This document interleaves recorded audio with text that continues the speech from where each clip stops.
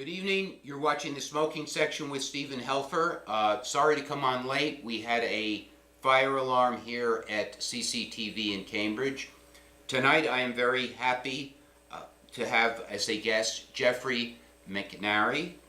And Jeff, welcome to the show. Thank you for having me. I'm really thrilled I finally got here after all. It took a little while, but one thing has led to another, and here we are. Indeed. And that's what we call show business. And we got here in the middle of like a fire alarm. Yes, I've done the show for 20 years, and this is the first fire alarm. So, but as I said before, we're hot. We're hot. Yes, as I said before, it's better safe than sorry. Indeed, sir.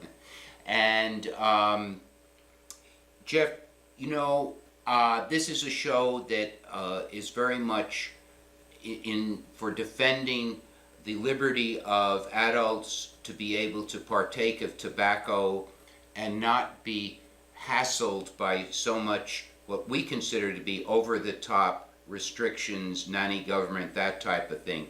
Now let me ask you, you enjoy a cigar from time to time. I do, and I'll speak toward my favorite, my Habana de Cuba. Habana de Cuba. Love them, and I'll also tell you something, a very brief story. I spent some time in Paris, about 6 months in Paris as a consultant, and I caught a train from Gare Nord up to Amsterdam and bought a bunch of Cubans. Oh, really? So this was after the embargo. Well, yeah. Because that embargo was 1960 something started. Well, Kennedy was smoking Cubans after the embargo. Let me ask, how do you know that? When Styron wrote about it. Styron wrote about it. Indeed, he wrote an essay called oh man, I'm losing it. Well, that's okay. William Styron. Right, wrote about smoking Cubans with Kennedy. Well, I could probably look that up on Google. Yep. I would think. And I can provide it for you. Because I like to get into the history of smoking and tobacco. For example, Kennedy's press secretary, Pierre Salinger, yes, said that on the night before Kennedy signed the embargo on Cuba, he sent Pierre Salinger out to get 1,000 Cuban cigars in Washington, D.C. I remember the title of the article. It's called Havanas in Camelot. Really? Styron's like. I mean, he was a great writer. Oh, indeed. And one of my faves. let me ask you, what do you get out of cigar smoking? I mean, because whatever you get out of tobacco is kind of subtle, so I'm asking. There's a soothing, kind of comforting, enjoyable, settling, patient kind of thing that comes with it. You're not in a hurry. You can sit back. You don't inhale. I don't know anybody that inhales a cigar, but you can taste it. It also goes well with a good drink. Aha. Well, do you think it goes good with, especially an alcoholic drink, as opposed to like a cigarette goes very well with coffee, but a cigar is a little different. It doesn't go well with Kool-Aid, I don't think. With what? With Kool-Aid, I don't think so. What about with coffee? What do you think? I mean, you're a cigar smoker. I think there's too much heft of the two. If you did a cigar, the Cubans might have a different approach to that. But I think with coffee and a cigar, for me, it just doesn't fit. It just doesn't work. Well, traditionally, of course, coffee, cigars and brandy was something Indeed. that, particularly in England. Yes, but brandy and coffee have two separate and distinct flavors on the tongue, on the taste. But brandy goes well with cigars. I would say so, yes. Now, the Habana de Cuba, is that made in the Dominican Republic? Yes, and it's a mild cigar. It's a very mild cigar, and it's a slow. And of course, you can get them in different sizes, which is going to impact the length, the time, the amount of smoke that you're that you're tasting. So it depends on your taste and flavor and the size that you're interested in. Would you consider yourself a cigar aficionado? No. No, absolutely not. I'm learning a lot. as I go along, and I learn a lot from our friends down in Harvard Square. Paul Oh, McDonald. indeed, indeed. You know what? If you don't mind me, I used to go up in there and as an undergrad and go upstairs on Saturday afternoons and have a cigar and play chess. Oh, right, yes. And it's such a drag to not be able to do that. Well, I mean, that's one of the reasons that Cambridge Citizens for Smokers' Rights exists. Yeah. And I mean, there was a proposal to ban smoking in all public parks in Cambridge. Yeah. Yeah. But well, no, I don't know. What is your what do you It's think? overreach. It's It's absurd. overreach. Now, you are you have a political background, so you're interested in public policy. Well, I have a bit of currency and agency, if you will. I served as an aide to former Governor Dukakis, who's a non-smoker. I served as a legislative aide to Bill Golden, who's an environmentalist, or was an environmentalist, from the South Shore. I served as chief of staff to Bruce Bowling, who was a city councilor in Boston and did numerous campaigns. And the smoking thing, given the significant other issues that we face as a people, I simply don't see it as front and center. Right. But do you think it has any kind of negative consequences? It may well have with businesses. I haven't seen those numbers, and so Well, what about the liberty of people who enjoy tobacco? Certainly their liberty has been very much curtailed in the last 50 years, let's say, or especially indeed the it last has. 20 years. And I don't think the history or the message has gotten out appropriately or well. Mm-hmm. You know, I think maybe we should revisit that, and maybe we should enlighten people in terms of the history of tobacco and Native Americans and Yes. early explorers like Walter Riley, who took it back to Europe and these types of things. Maybe that should be put forward. Maybe that should be addressed. Maybe it should be revisited. Well, I mean, there is a public health agenda that wants to eliminate all tobacco use.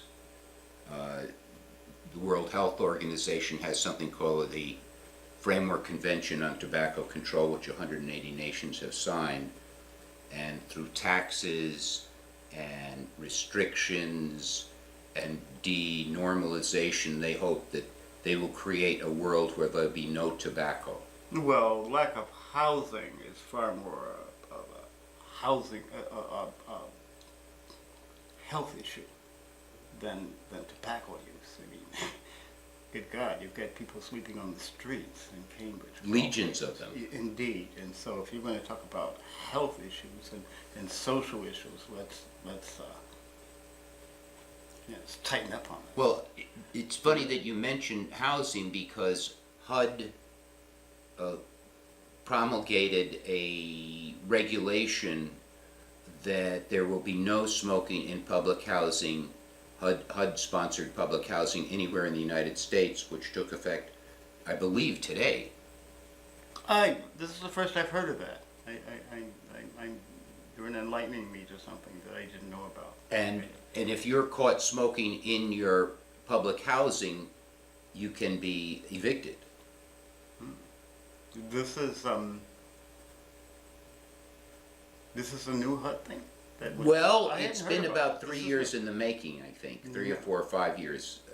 But I believe it goes into effect today, Ah, August 1st. Well, I stand enlightened. This is the first I've heard about that, and I once again, I don't see it as the best use of government's time Mhm. and energy, Yes. and further call to change, How do you mean by further call to change? a further issue to put forward that's wrong and flawed. Such not as the our best use. opioid crisis, let's say, is a problem. Big problem, right? Oh, it's a huge problem. Oh yeah, I think it's a problem, but I don't see how do you mean, you know, smoking cigarettes and doing drugs are two separate and distinct things. Well, I mean, what I mean is I was agree with you in the fact that we have this gigantic opioid crisis. People are overdosing right and left. We see people Yeah. walking around the streets like zombies. Yeah, indeed. Yet, the anti-smoking fervor on the part of lawmakers is quite strong. Or on the part of activists that are influencing lawmakers. Well, I mean, for example, now the age to buy cigarettes in Massachusetts is 21. Mm-hmm. It just changed. I think Governor Baker has just. I can live with that. You can live with that. Yes. It's like the age of buying alcohol. But, you know, you go back, I'm a child of the 60s. And when I say but, it's like if you're old enough to go into the military, if you're old enough to sign yourself off into the Marine Corps, the Army, or the Navy, or the Air Force at 18, then you should be able to do all of these other things that grown-ups do. Be that tobacco, be that alcohol,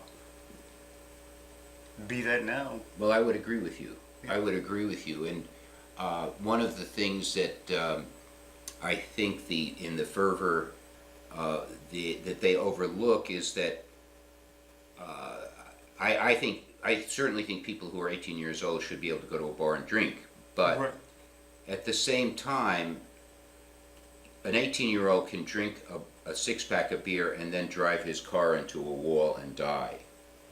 I've never heard of an 18-year-old smoking too many cigarettes and crashing a car or getting into a fight or even failing an exam. So that, you know, people say that, well, if you smoke for 30 or 40 years, you have a higher chance of getting certain illnesses, but it's not as acute a danger. I can't argue that because I don't know those numbers, so I'm ignorant on that, and I haven't heard that argument about smoking and driving into walls. Well, no one's made that argument, but Okay. my point is that this was an argument that was made by a man named Michael Siegel, who's a public health professor, and he was talking about laws that ban smoking in cars with children. And he felt that that was overreach, not because he's in favor of smoking, because Michael Siegel is against smoking, but he talks about the difference between acute danger and danger that you might raise a person's likelihood of getting a certain illness after 30 or 40 or 50 years. But for example, and he mentioned, well, if a child doesn't wear a seatbelt and the child is thrown from the car in an accident, he can die. Yes. A child being exposed to secondhand smoke in a car, the only scientific evidence, and I question that myself, is that if you do that for 40 or 50 years, that child will have a certain percentage Of secondhand smoke. that could make it more likely. Well, Jeff, let's get back. Do you mind if I call you Jeff, or do you prefer No. Jeffrey? Yeah, Jeff is fine. Jeffrey. Tell me a little bit more about when you started to develop a love of cigars. Gosh, about, oh man, maybe 5-6 years ago. Oh, only 5 or 6 Yeah. years ago. Yeah, because I began to appreciate them. I don't know why. I'm trying to recall what was happening at that particular period in my life and my development. I do a significant amount of writing, as you know, and I wanted to reward myself when I finished a project. Yes. And when I would finish an article, I would have a cigar and a drink, and sometimes not even finish the cigar. I would Yes. just- and my uncles smoked cigars, but they smoked bad cigars. Oh, really? I grew up in Chicago. Stogies, what they used to call Yeah, stogies, yeah. right. And I got to Cambridge and I discovered kind of good cigars, and the Habana de Cubas, and in Paris, and I would do it as kind of a treat Yes. to myself, and I still do it as a treat, as a reward if I finish the project. I'll buy something and I'll carry it in my pack or in my pocket and not fire it up unless I finish.